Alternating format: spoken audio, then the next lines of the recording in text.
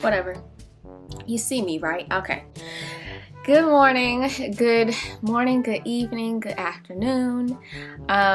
Today is a day where I am going to go based off of the votes that I posted, which, by the way, if you aren't familiar, yesterday at around 9 p.m., it was a last minute decision. I went on my community tab and I posted a poll where I asked if you guys wanted to see a On My Trainer's Truck video part 2, or if you wanted me to speak on my scary driving situations, which a lot of you did choose the scary driving situations. So I decided that I was going to record that. I was really hoping y'all wanted to do a part 2 of the Q&A, because whenever I have to explain stories, sometimes I end up in 8 different areas and it just takes a while. And it takes a lot longer to edit it because I talk too much. Also, I am waiting on these lashes to fall off of my eyes. If you cannot tell, the first time I got lashes done was a couple weeks ago and I went on a trip, and now I am waiting for them to fall off because I'm ready to have my natural face back. Though they were pretty for the time being. Anyways, that's enough rambling. I'm gonna go ahead and get started with my driving situations. Now, I figure I would just talk to you guys and not be so structured with the experiences, because a lot of the reason why I chose to do this video alongside of the fact that I asked you guys is that I wanted to give you guys my experience, not to deter you or to scare you or to be like, ooh, this is gonna happen to you, but instead to give you an insight so that you can better prepare yourself if you're a new driver and you may not have encountered a scary situation yet, just how to avoid them. And overall, sometimes it's easier to learn from someone else's experience as opposed to learning from your own. And again, it's not to deter you. So with that in mind, let's get started. All right, so the first scary experience I'm going to explain this way. So I was driving like normal, and this is when I was over the road, by the way. Every trip I would literally drive miles upon miles. It would be at least 100 miles away from where I was currently, and I would drive a long distance to my next stop. So if you can understand, I have been driving for over like 200 miles straight, and I was predominantly on the freeway this entire time. And something I will admit is that I haven't dealt with this lately because I've been driving local lately, but when I was over the road, one of the most stressful feelings I felt was whenever I got close to a stop that I've never been to before, because I've always gotten a little bit nervous when I got into the city. Mainly because whenever I would get into the city, I didn't really know what the city looked like if I had never been there before, and sometimes cities can be a little crowded with cars and trucks, or it could just be tight altogether, and sometimes it's a little bit stressful when you're trying to look for the actual building you're going to and you are in a tight city.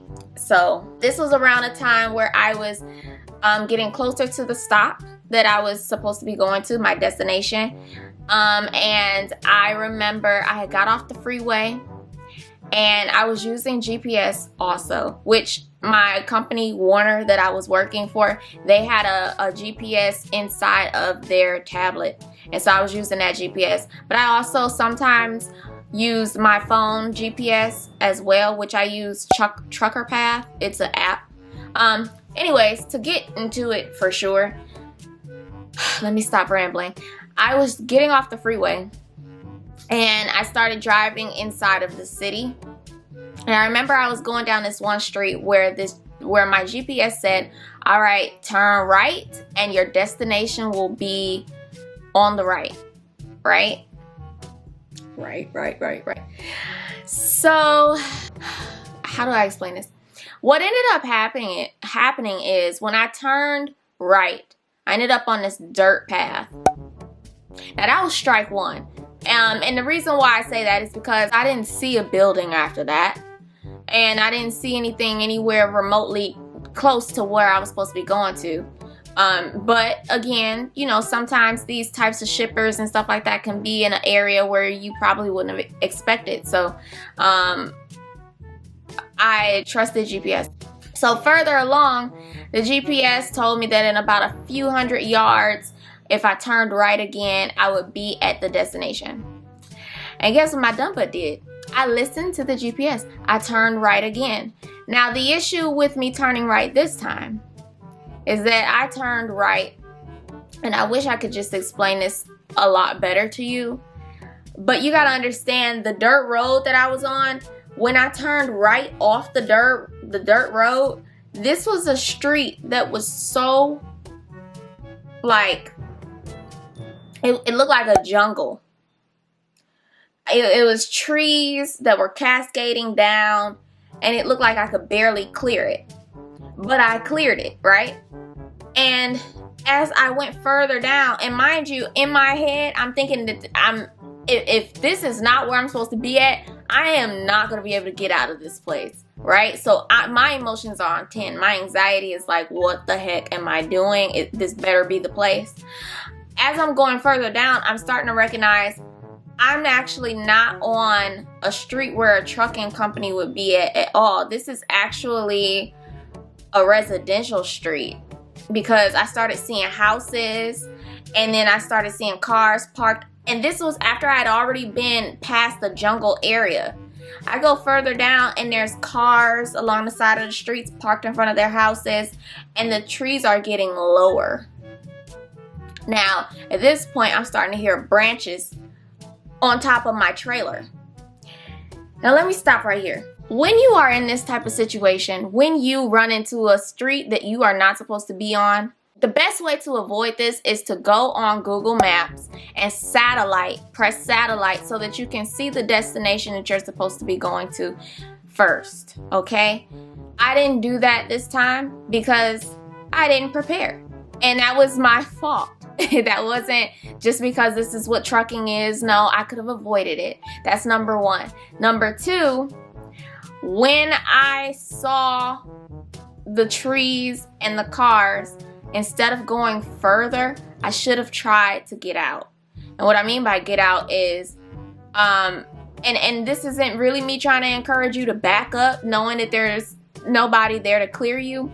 But there's been times where I've had to back up. And as long as you are paying attention, actually, I don't want to give that advice. Do what you feel is best. Anyways, so I start going further down, because I'm praying that there's at least an outlet on the other side of this street where I'm going to be able to just pull out. And then I see a sign that says no outlet as I go further down. Now, this sign was not on the outside of this street. This sign was halfway into this street.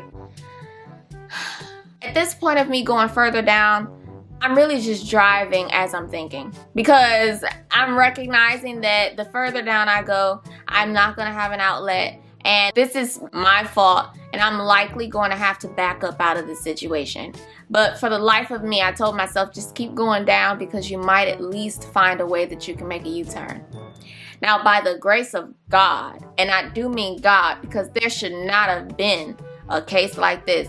For some odd reason, it was a turnaround at the end of this street, at the end of this residential street, which the way I'm explaining it to you is not how it is at all. You got to understand that this looked like a jungle street. This looked like a street out the jungle. I really don't understand how people were living on this street. But for some reason, there was a turnaround, so I was able to make a U-turn and pull out of the street. Had there not been a turnaround, had there not been a constructed turnaround at the end of the street, I would have had to back up. And the issue is I was blocking the entire street. There was no other side where cars that were going the opposite way would be able to pass through. No, my entire truck was filling up the entire street, with the exception of the cars that were parked on the side, on the curbs of their houses. So if I had to back up, if anybody was coming down the street, they would have had to back up too. And I would have had to back up back onto this dirt road. Luckily, I was able to make a U-turn. Now, you gotta understand, I'm saying this and I'm looking cool and collected now, but you gotta understand, I was so stressed. I was so full of adrenaline, and in times like this, I'm normally praying to God. I'm normally saying, Jesus, Jesus, Jesus. You don't know how many times I call on Jesus when I'm in situations like that. So don't do what I do. There are a couple tips that I will give to you in those moments. Number one, like I said, go on Google Maps and satellite your destination. Do not just try to wing it and get there, because sometimes there will be situations where GPS will put you in the wrong area. Number two, don't trust GPS. If you think that you're in the wrong area, you might be. If you didn't see a building when you turned, you probably aren't going the right way. GPS told me to turn right, but my destination was actually on my left, which leads me to the third tip. Look all the way around you. Do not go based strictly off the GPS, because sometimes they get the coordinates wrong. Sometimes the address that your dispatch gave you might be just an address close by. It may not even be the address of the actual shipper or cons that you're supposed to go to. So look all around you when you're getting close to your destination, because you might pass it or you might turn the opposite way. Just pay attention. Do not rely wholly on the GPS. I can't stress that enough. So, boom. That was story number one. All right, so story number two. I was with my trainer, actually, which, wow, I've been talking about my training experience a lot. I was on my trainer's truck, actually, and I was driving. And ironically, I think that she was in the back as well. I think that both her and the trainee was in the back. I was by myself again. And everything was going normal, right? There was nothing out of the ordinary that was stressing me out. Everything was fine. GPS was telling me that I was getting close to my destination. If you can recognize, there is a theme here. I was getting close to my destination, right?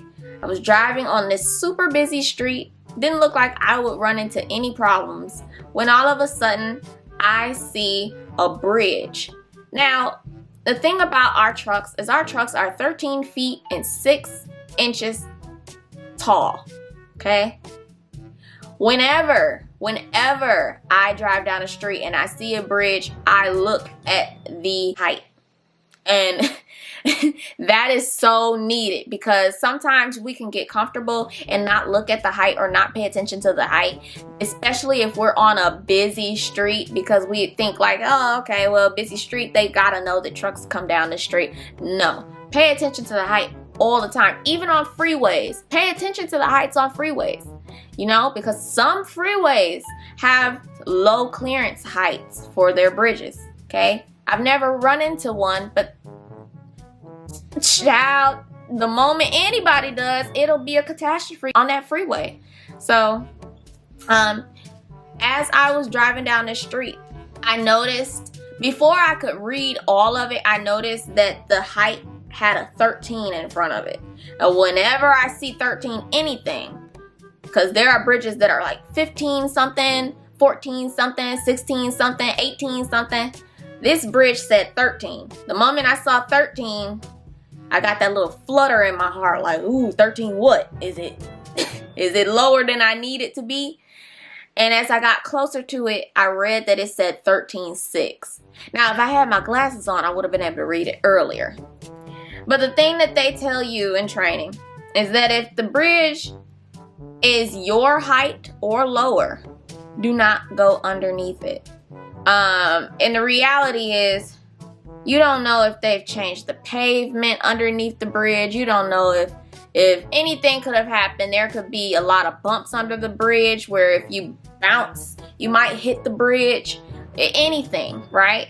And so even if it clears you out based upon the fact that it says 13.6 and you're 13.6, child, do not take that as you are clear. You need to wait. You need to park. You need to figure it out. And I saw that it said 13.6.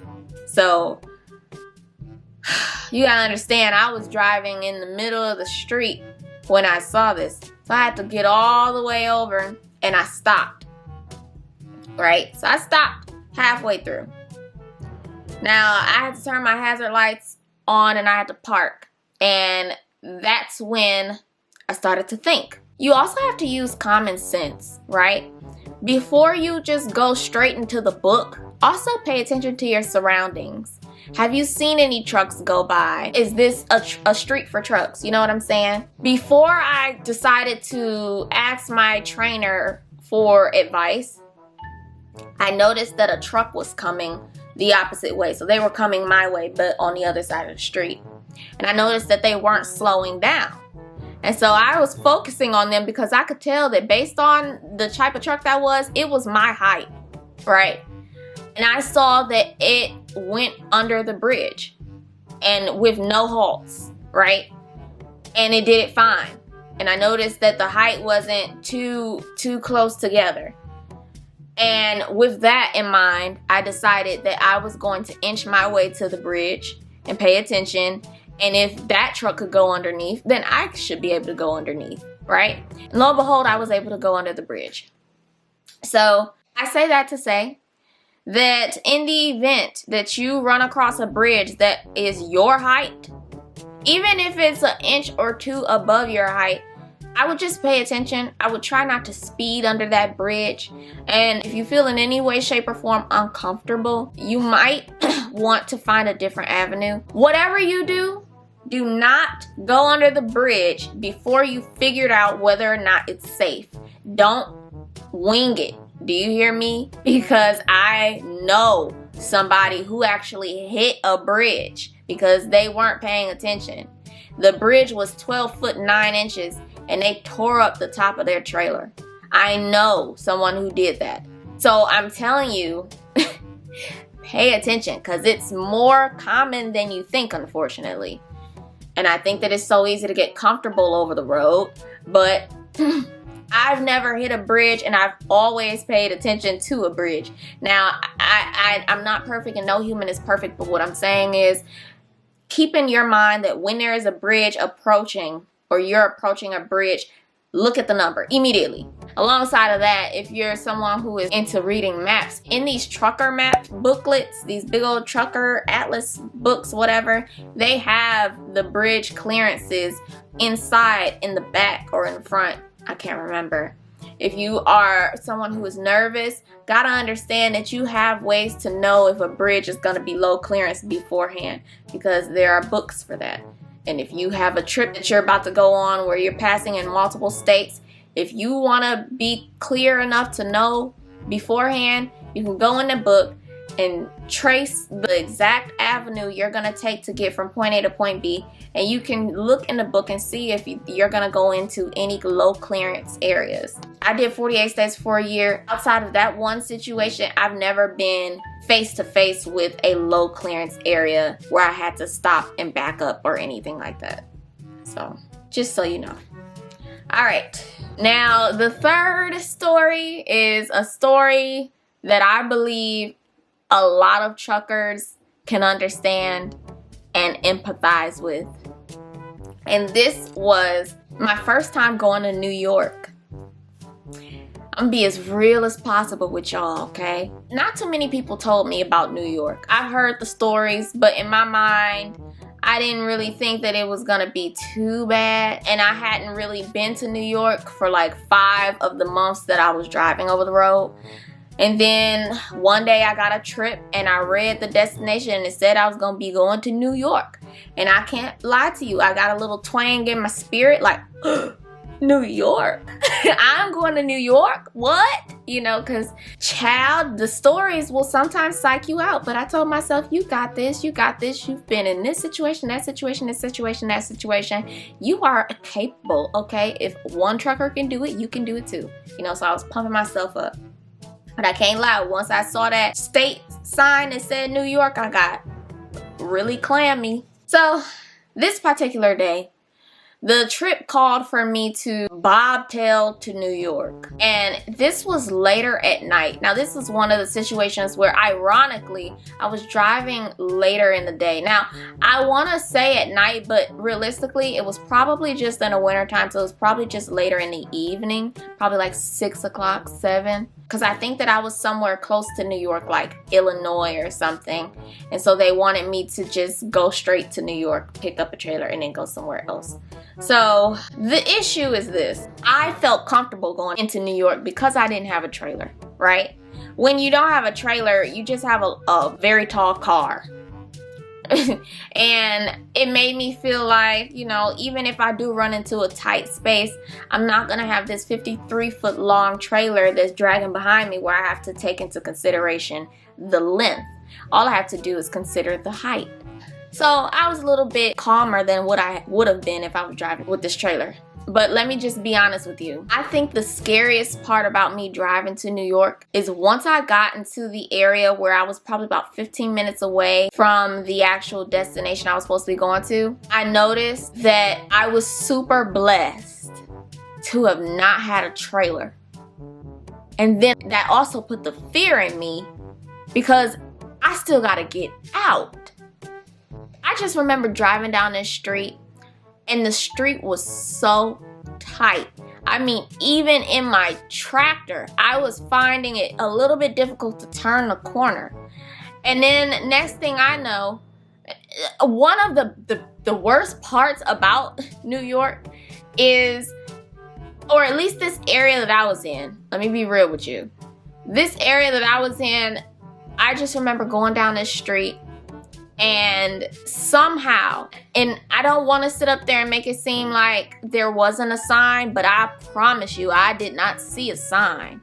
And I was really bug-eyed out there because I was freaking out. And so if I didn't see the sign, that means that the sign was not visible for me, at least in the slightest. I probably would have had to search high and low for this sign. I'm not going to say there wasn't a sign, but I definitely didn't see it. But I saw that there was a bridge approaching, and GPS was telling me to go on this bridge in order to get to where I needed to go. So I said, okay, I'm gonna trust GPS. Again, don't trust GPS, okay? Have confidence in your own common sense too. But this is New York, and I was freaking out. So I said, GPS, be my way through. Jesus, be my way through. And I ended up on the bridge. And when I tell you, I promise on everything I love, halfway onto the bridge, I noticed, because the way that the bridge was shaped is it was going up and then down. And you couldn't see you couldn't see past the hill until you got up on the hill a little bit. It's a little confusing. I don't really know how to explain it to you. But just know, I was going on this bridge, and halfway onto the bridge, I noticed that there was this blockage. And the sign said that the rest of the bridge is closed. So here I am in this tractor halfway onto this bridge where it immediately tells me, hey, psych, you can't go down this street. Psych, the rest of the bridge is closed. You're going to have to figure out another way. And when I tell you, I felt so many emotions in that moment. You gotta understand, I felt angry, I felt frustrated, I felt relieved that I didn't have a trailer, I felt thankful that I was in a position where I could make a U-turn. Then I felt confused, I felt like I didn't understand why there was a bridge that was halfway closed, but you can't figure it out until you get on the bridge. It was just so much going on, and again, this was at night, this was in the dark. So I had to make a U-turn on this bridge in my tractor. And after that, it freaked me out even more because not only did the GPS have to reroute, and sometimes GPS rerouting in itself is a struggle, but also I ended up having to figure out, okay, well, I'm gonna have to find an alternate route where I can be able to drive my trailer out of here. Because like I said, I was able to clear a lot of these areas with my tractor, but with my tractor alone. How am I gonna clear it with my trailer? I eventually got my trailer, and to be quite honest, I don't even know how I was able to get out, but I got out scot-free. And from that moment on, I told myself I would never go back into New York again. Now, I don't really have much advice for this one, besides avoid New York at all costs. Now, it's not every part of New York. I'm telling you, I've been to New York one other time, but I was told that this was a very, very big area as opposed to the area I was at. But when it comes down to the city, child, don't do it. Don't do it. Refuse. Give them an opportunity to give it to another truck driver, a more experienced truck driver. Don't even stress about it. There are 48 states. Okay? Go to the other 47. Why you gotta go to New York? New York shouldn't even have truck stations for you to have to go and drop off or pick up nothing. They should just do everything with airplane or box truck. Yeah. I don't have any advice besides avoid New York.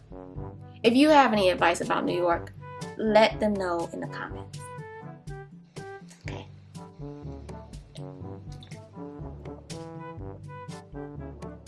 Oh, child, I was thirsty. Okay. All right. Last story. And this story, I'll never forget this. Because, I don't know, it's just something about this time. I mean, it was around Christmas of 2019. This was Christmas of 2019. I remember it like it was yesterday. Just seeing, first of all, excuse me. First of all, I was in Nebraska. Right? Like, who goes to Nebraska? Me. I was in Nebraska. And they had me, and I remember that I was supposed to be going to Nebraska Furniture Mart. I'll show you a picture. I feel like I messed this camera up a little bit. But is this okay? Can you see me?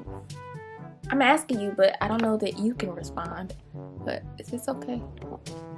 Alright, I think I fixed it. I was going to Nebraska Furniture Mart, and I'll leave a picture on the screen. But the way that everything was set up, I had never been there before. And something that I will tell you before I continue, the beauty about running into scary situations or situations where you have to figure out what you need to do is that your mind will create a traumatic memory about it, so much so that if you ever have to go back to this destination, you will know exactly where you went wrong and you will avoid it at all costs. So this was my first time going to the furniture mart. But every other time after this, I avoided this with everything in my being. So don't fret. If you run into a scary situation, you will likely not have to deal with that same situation again. Okay? Boom. All right, so let me get into it. So they told me to go to Nebraska Furniture Mart. I was supposed to go and drop off this trailer, right? And then I was supposed to go and pick up and empty and go to my next destination. The way Nebraska is set up, or the Furniture Mart is set up, is they have one big old building that has the sign on it. But where I was supposed to go was across the street. But it was also dark. Again, I think it was just, why was I driving in the dark? I promise you I've been driving. I think that I didn't, yeah, it was darker because it was winter. Which, this is why after around these times, I avoided driving in the dark for these reasons alone.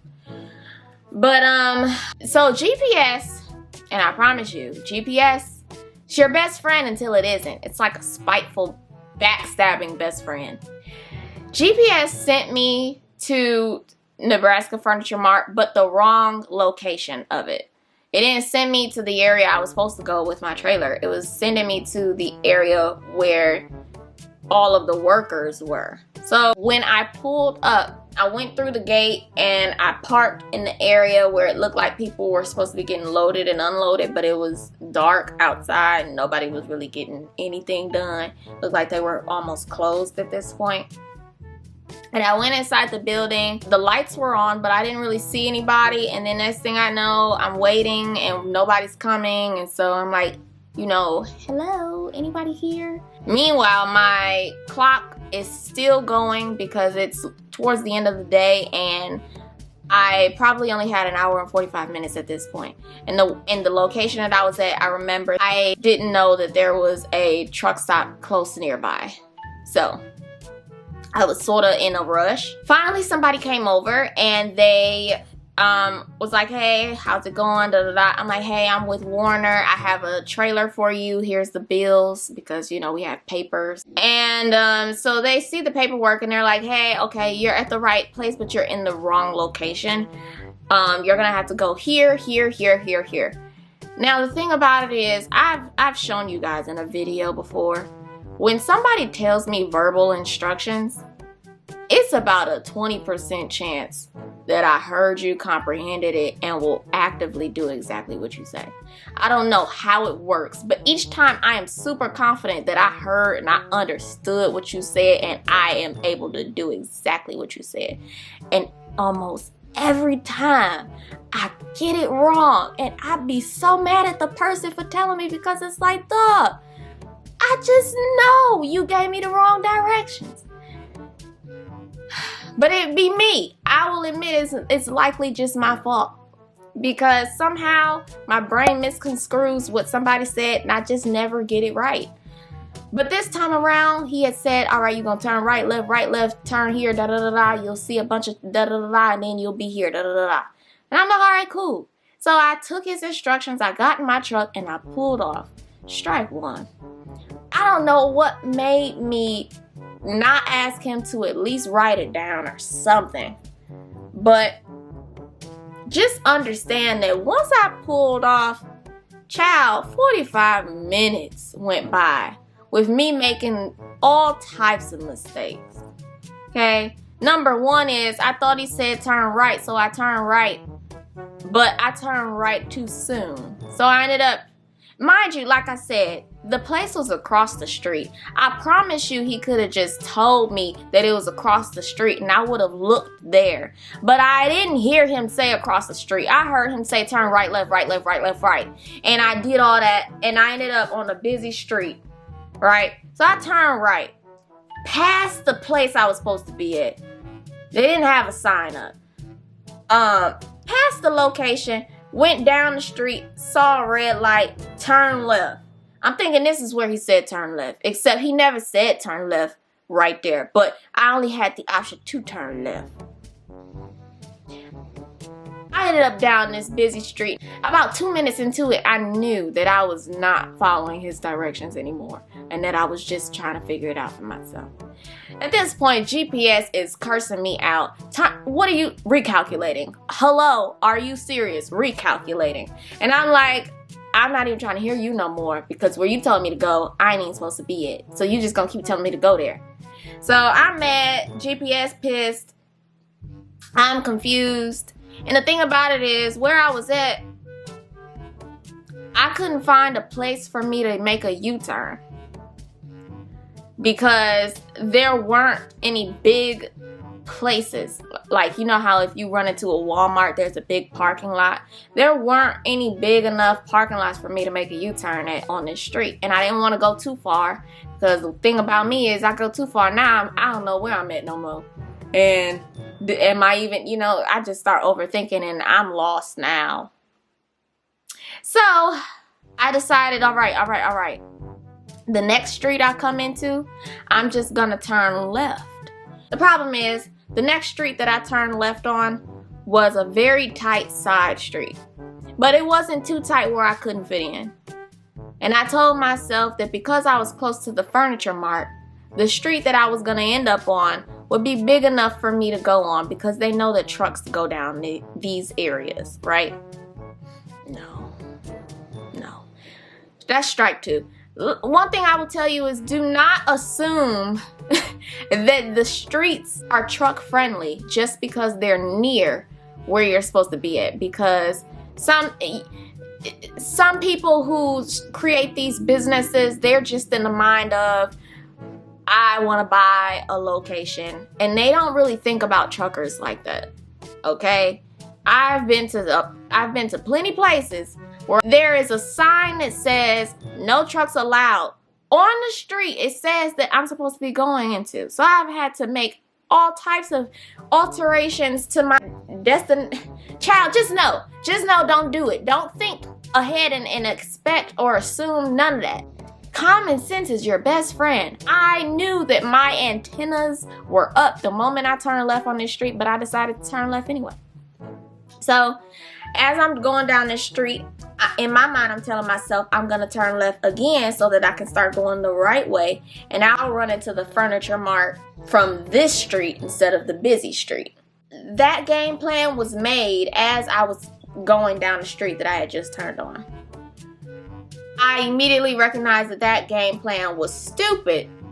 Once I hit the intersection, the street that I turned on, it was a dead end. on this end, and I only had the option to turn left or right. Clearly don't want to turn right because that's still going down the way that I wasn't supposed to be going on. The only option is left at this point. But as I'm turning left, there is a line of cars waiting at this stop sign. And child, there would be no way for me to sit there and wait for these cars to finally move. But the problem is the cars were blocking a lot of this street, which meant that me turning onto the street, there is no way that I would not hit them if they don't back up. So I had to make the executive decision, because when you're on a truck by yourself, you are your own manager.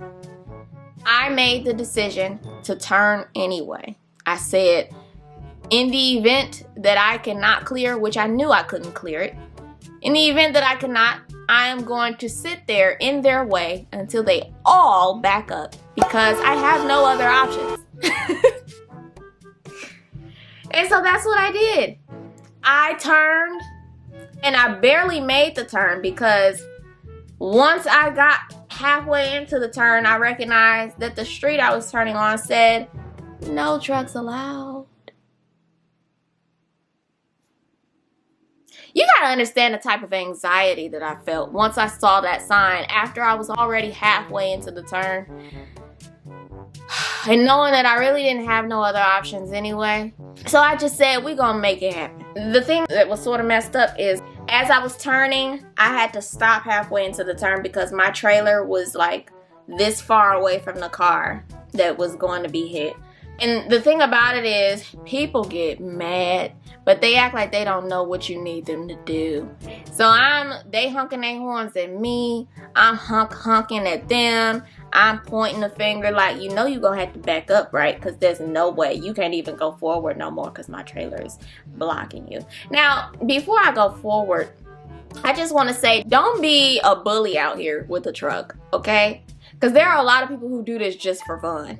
You gotta understand, this was my only option because I had made stupid decisions, of course. But once I got into this position, there was no other option for me, okay? And so I had to make the executive decision to be a meanie, to be a bully. And so adrenaline is high. I am stressed. God is on my main line. I'm calling him. Jesus, make them move back. Scoot them back, Lord. Tell them to back up, Lord. Excuse me, hey. Rolling down the window. Hey, this way. Go, move. Eventually, all 6 cars back up enough where I am able to clear them and my trailer, barely missing the poles and things that are always conveniently right at the corner of a street. I cleared it barely, and I started going further down the street. Now, the thing about it is, and I know I'm not the only truck driver, when you recognize you on a street you ain't supposed to be on, don't you start speeding up a little bit? Don't you? Or is it just me? Because don't get me wrong, I'm not trying to hit nothing and I'm still paying attention and I'm not speeding, but don't you have that feeling in the back of your neck like, hurry up for somebody catch you? Y'all, everything was all right. I didn't hit nothing. I didn't hurt nobody. Everybody was fine. I just wanted to hurry up and get off this street before a cop said, hey, I know you ain't supposed to be on this street. Here's a ticket. I didn't want that. So I hurried up, skirted down this street. I eventually got to the area I was supposed to be in. But the problem is, 45 minutes went by. I only had 30 minutes to get to a place to park for the night. So the rest of that night was stressful up until I finally found a place to park to go to sleep. I say this to say here, these are the lessons that I feel you should have learned from my experiences. Listen to your gut. Your common sense is your antennas, okay? Listen to them because they are your friend. They are your best friend, okay? If you feel like you're going down the wrong street, listen to it. Listen to that gut feeling because you're likely going down the wrong street. Now, by the grace of God, I didn't end up in any detrimental situations, but those situations were scary for me. I've been through a lot more than what I'm just now explaining to you, but this video is too long. But just know that I'm really just trying to explain these situations to you because you're likely going to run into something. You're going to run into something. But one thing that I will tell you is you're going to get through it. When you're freaking out and your adrenaline is pumping and you're having all types of thoughts in your head about how you got into this situation, you don't know how to get out of it, you're gonna get out of it. One thing I will encourage you to do is, before you just start making rash decisions and you're unsure, what I should have done before turning on them streets was I should have just parked on the side of the road, turned my hazards on, and started Googling alternate routes. Because you can do so on Google Satellite. You can just look up where you're at, where your location is, and look up certain routes. There could have been a Walmart 2 miles further than where I was at, and I could have made a U-turn and came back and turned down the right street. But no, I was being impulsive and said skip that. And part of it is because I was rushing, but I'd much rather anybody run out of time on their clock or just use personal conveyance rather than they end up on a terrible street and getting a ticket, or ending up in an area where you can't clear, where you're either in a low clearance area or you're just tearing down power lines or you're cutting cars off and stuck because you can't make the full turn because you're gonna hit the pole. All of that. Don't do it, okay? Be proactive. In the mornings, make trip plans. I wasn't doing as much as I could have done, and therefore I ran into these situations. Understand every single situation is avoidable. Just be smart, okay? That being said, if you guys want to hear any more of my stories, let me know in the comments below. If you have any suggestions of a video that you would like to watch from me, let me know. And also, I'll likely be doing a Q&A part 2 of the trucker training situation. I may or may not, you'll see by next Sunday. But if I do, look forward to it. If not, it'll be coming up soon for the questions that you guys did have underneath that video, which I've linked in the description box below. With that being said, I love you all so much. Again, I'm so grateful for all of the support. We're at, what, 4,000 subscribers? Can y'all remember that video when I said that we were at 28 subscribers? And now we're at 4,000 subscribers. I think that by the end of this year, we'll have hit 10,000. And that is amazing. Our family is growing. So I just want to say thank you so much for your support. I love you all so much, and I cannot wait to see you in the next video. Bye-bye.